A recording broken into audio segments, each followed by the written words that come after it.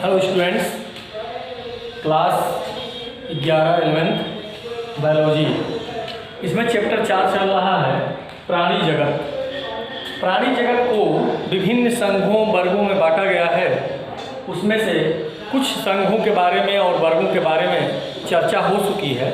आज एक वर्ग देखेंगे, सरीसृप वर्ग, जिसको कि रेप्टिलिया कहा जाता है। और रेप्टम का मतलब होता है रेंगना, अर्थात इस जो संघ के जंतु हैं वे अधिकांश जंतु या तो रेंग कर चलते हैं या सरक करके गमन करते हैं। तो इसीलिए चूँकि रेंग कर चलते हैं, इसलिए इस वर्ग के जंतुओं को हम रेप्टिलिया में रखते हैं, सरीसृप में रखते हैं, क्योंकि ये रेंग कर या सरक कर चलने का, गमन करने का इनका गुण होता है। आप देखेंगे कि ये जंतु रेंग कर या सरक कर चलते हैं, गमन करते हैं, और इसीलिए इनको रेप्टिलिया वर्ग में रखा गया। दूसरी चीज़ कि ये प्रायः स्थलीय होते हैं। अभी तक हमने पढ़ा था पीसीज को, मत्स्य को और एम्फीबिया को। तो मत्स्य के जो संघ था उसमें पाए जाने वाले जंतु अधिकांश जल में थे, जलीय थे। फिर आते हैं एम्फीबिया में, तो एम्फीबिया में जल और स्थल दोनों आवश्यक था उस संघ के में पाए जाने वाले जंतुओं के जीवन के लिए। फिर जब दूसरा कार्डेटा संघ में हम आते हैं सरीसृप वर्ग में, तो सरीसृप वर्ग में देखते हैं कि इनकी जो त्वचा होती है वो शुष्क होती है, क्योंकि ये स्थल पर पाए जाते हैं और स्थल पर पाए जाते हैं तो त्वचा शुष्क होती है, जिससे कि शरीर के अंदर जो पानी है वो बनी रहे, वो पानी की कमी ना हो। और ये त्वचा शुष्क होती है, उसके ऊपर सल्क पाए जाते हैं, और ये सल्क कैसे होते हैं तो शुष्क होते हैं। इनकी विशेषता ये होती है कि इस त्वचा में इस सल्क का जो निर्माण होता है वो केराटिन नामक प्रोटीन से होता है। केराटिन एक पदार्थ है जो कि हम लोगों की त्वचा में भी पाया जाता है, बाल में पाया जाता है, नाखून में पाया जाता है। तो यह केराटिन प्रोटीन जो होता है इनकी त्वचा में पाया जाता है। तो ये केराटिन क्या होता है, ये शुष्क बना देता है और वो बाहर से जो तापमान है उसको अंदर नहीं जाने देता है, अर्थात भाप बन करके पानी कम उड़ पाता है इनकी त्वचा से, और इनकी त्वचा थोड़ा मजबूत भी हो जाती है, जो बाहर से वो सूखने से बचा देती है इस जंतु को। तो इस केराटिन के पाए जाने के कारण और जो सल्क शुष्क होता है, इनको स्थल पर रहने के लिए उपयुक्त बना देता है। दूसरी चीज़ देखेंगे तो इसमें वाह्य कण छिद्र नहीं होता है। कान के बाहर छिद्र जो होता है वो नहीं पाया जाता है। वाह्य कण होता नहीं है, बल्कि कण पटल एक टिम्पैनिक मेम्ब्रेन होती है इस संघ के, इस वर्ग के जंतुओं में। इस वर्ग के जंतुओं की एक और विशेषता है, इनके सूंघने की क्षमता बहुत कम होती है। इसलिए आप देखे होंगे जो सर्प होते हैं, आप चलेंगे तो आपके ज़मीन में जो कंपन होता है, उस कंपन के द्वारा जो उनकी त्वचा में संवेदी अंग होते हैं वो ग्रहण कर लेते हैं कंपन को और पहचान जाते हैं कि कोई आसपास में है। यानी सुनने की क्षमता बहुत कम होती है या नहीं के बराबर होती है।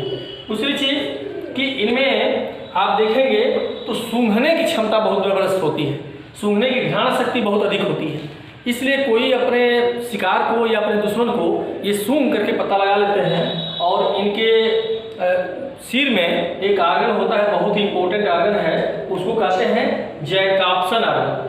ये जैकॉप्सन आर्गन है, जो ये जैकॉप्सन आर्गन इस सरीसृप संघ के वर्ग के जंतु में पाया जाता है। और बार बार सर्प को देखे होंगे जीभ बाहर निकालते हैं, तो जीभ बाहर निकाल करके जो सुगंध है, जो गंध के कण हैं, उन गंध के कणों को ग्रहण करते हैं और ये जैकॉप्सन आर्गन उसको पहचान लेता है और फिर ये अपने शिकार को या अपने दुश्मन को पहचानते हैं। और इसीलिए बार बार जीभ बाहर निकालते हैं, क्योंकि इनमें सूंघने की क्षमता कम होती है लेकिन सूंघने की क्षमता अधिक होती है। तो इस संघ के वर्ग के जो जंतु होते हैं, एक और विशेषता है कि इनमें जो हृदय होता है उसमें 3 कोष्ठक पाए जाते हैं। इसके पहले भी एम्फीबिया में पढ़े थे हम, 3 कोष्ठक होते हैं, या पार्शियली आंशिक रूप से 4 कोष्ठक हो सकता है। एक अपवाद है मगरमच्छ। मगरमच्छ में जो होता है 4 कोष्ठक पाए जाते हैं, 2 अलिंद और 2 निलय। वो अपवाद है मगरमच्छ, जिसमें कि 4 कोष्ठक पाए जाते हैं। अन्यथा अन्य जितने भी जंतु हैं इनमें, उनमें 3 ही कोष्ठक पाए जाते हैं या आंशिक रूप से 4 कोष्ठक पाए जाते हैं। एक और विशेषता, ये असमतापी होते हैं। अभी तक जितने आपने जंतुओं के बारे में पढ़ा है वे सभी असमतापी होते हैं, क्वाइटियोथर्मस होते हैं, अर्थात वे उनके शरीर का तापमान स्थिर नहीं होता है, उनके शरीर का तापमान बदलता रहता है वातावरण के साथ। इसलिए कहते हैं कि ये असमतापी होते हैं, या एक और कहते हैं कि ये कोल्ड ब्लडेड होते हैं, शीत रुधिर युक्त होते हैं, ऐसा कहा जाता है। हम लोगों का शरीर का जो तापमान है समतापी है, आइसोथर्मस है, और हम लोग गर्म रुधिर का कहे जाते हैं क्योंकि हमारे शरीर का तापमान स्थिर रहता है 37 डिग्री सेल्सियस, किसी भी परिस्थिति में बदलता नहीं है। दूसरी चीज़, इनमें निषेचन आंतरिक होता है, नर और मादा अलग अलग होते हैं, अर्थात एक लिंगी होते हैं ये, और निषेचन जो होता है शरीर के अंदर होता है। इसके पहले आपने एम्फीबिया पढ़ा था, उभयचर, जिसमें निषेचन शरीर के बाहर होता था, जिसको बाह्य निषेचन कहते थे, लेकिन यहाँ पर निषेचन आंतरिक होता है। ये विविपेरस होते हैं, अंडज होते हैं।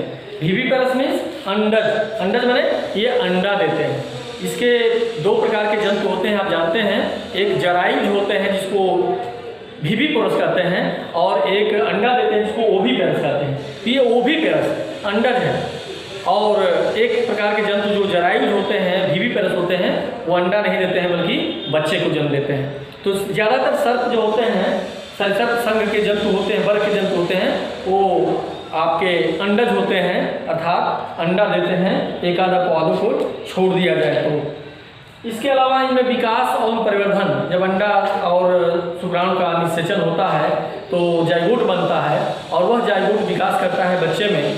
तो इसमें जो बच्चे का विकास होता है, अंडे का विकास होता है जाइगोट का, वो अप्रत्यक्ष और प्रत्यक्ष दोनों प्रकार से होता है। प्रत्यक्ष प्रकार के विकास का मतलब है कि डायरेक्ट जाइगोट से वयस्क जैसा बच्चा बनता है, उसे कहते हैं प्रत्यक्ष विकास। और अप्रत्यक्ष विकास का मतलब होता है कि जो जाइगोट है वो डायरेक्ट वयस्क जैसा बच्चा नहीं बनता है, बल्कि लार्वा बनाता है, और फिर लार्वा से वो बच्चा बनता है। तो इसमें दोनों प्रकार का, प्रत्यक्ष और अप्रत्यक्ष दोनों प्रकार का विकास होता है, परिवर्तन होता है। इस वर्ग के जो जंतु को देखें तो कैमलियान है, कैमलियान माने वृक्ष छिपकली, एक छिपकली जो वृक्ष पर पाई जाती है, कैमलियान कहते हैं उसको, या घड़ियाल है, हेमीडेक्टाइल है जो छिपकली है, नाजा कोबरा जिसको कहते हो, उसको नाजा वैज्ञानिक नाम है, बैंगैरस, बैंगैरस कहते हैं करैत को, और वाइपर होते हैं, बहुत ही खतरनाक सर्प होते हैं जिसको वाइपर कहते हैं। तो विभिन्न प्रकार के जो सर्प देखते हैं और विभिन्न प्रकार के जो अन्य मगरमच्छ है, घड़ियाल है, ये सभी जो होते हैं इसी सरीसृप वर्ग का जंतु हैं। तो ये जितने भी जंतु हैं सरीसृप वर्ग के जंतु हैं, वो रेंग कर चलते हैं, सरक कर चलते हैं, इसलिए इनको सरीसृप वर्ग में रखा गया है। तो ये सरीसृप वर्ग की विशेषताएं हैं और कुछ उदाहरण हैं। फिर अगले वीडियो में अगला टॉपिक बताएंगे।